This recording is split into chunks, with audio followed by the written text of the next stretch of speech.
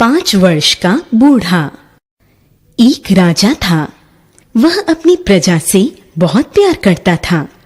वह प्रजा का हाल जानने के लिए साधारण वेशभूषा में घोड़े पर सवार होकर अकेले निकल पड़ता था। एक दिन वह जा रहा था, तभी रास्ते में उसे एक बूढ़ा आदमी दिखाई दिया। उसके बाल सफेद थे। राजा ने देखा कि वह रास्ते के कूड़े कचरे को हटा रहा है। उसे देखकर राजा रुक गया। बूढ़ा अपने काम में लगा रहा। राजा ने उससे पूछा, महाराज, आपकी उम्र क्या होगी? बूढ़े होकर भी आप इतना श्रम कर रहे हैं। बूढ़े आदमी ने उत्तर दिया, श्रीमान, मेरी उम्र केवल 5 वर्ष है। राजा ने उससे कहा, आपको शर्म आनी चाहिए। इतने बूढ़े होकर भी आप झूठ बोल रहे हैं। आपको 80 वर्ष से कम उम्र का कौन कहेगा?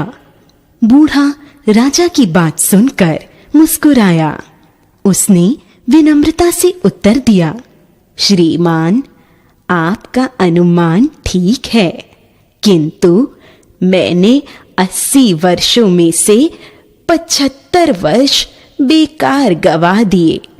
राजा ने पुनः उससे पूछा, वह कैसे? बूढ़े ने विनम्र स्वर में कहा, 75 वर्षों तक मैंने केवल अपना पेट भरा और अपने लिए ही जीवन बिताया। मैंने किसी गरीब या जरूरतमंद की कोई सहायता नहीं की। मैंने समाज की सेवा का भी कोई कार्य नहीं किया। श्रीमान, मैं पिछले 5 वर्षों से ही जीवन का उद्देश्य समझ पाया हूं। अब मैं समाज की सेवा करता हूं। मैं दूसरों की भलाई के कामों में लगा रहता हूं। मैं पर्यावरण को स्वच्छ रखने पर भी ध्यान देता हूं। मैं सभी लोगों को सफाई के लिए और पेड़ लगाने के लिए प्रेरणा देता हूं। सभी को प्रदूषण रोकने की सीख देता हूं। प्रदूषण से पर्यावरण बिगड़ जाता है और कई प्रकार की हानियां होती हैं। श्रीमान, इसलिए मैं अपनी सच्ची उम्र 5 वर्ष बताता हूं। बाकी 75 वर्ष तो यूं ही चले गए।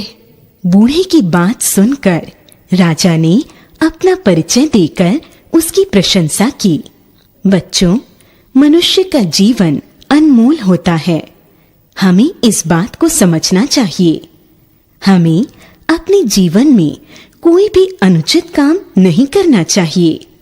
हमें अपने जीवन में त्याग, तपस्या और सेवा जैसे गुणों का समावेश करना चाहिए।